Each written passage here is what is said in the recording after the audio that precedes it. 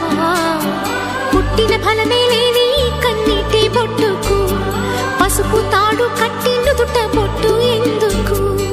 ఎవరెవరి అడుగులెటువైపు పడును ఎరిగింది ఎవరు లేరమ్మా. ఏ నల్ల పూసలే పసుపు తాడు జత పడును తెలిసినది ఆ బ్రహ్మ. విధి చేతిలోని పావులం ఎదురాడలేని జీవులం. నీవైనా నేనైనా ఆ దైవం తీర్పు మన్నించాలమ్మా.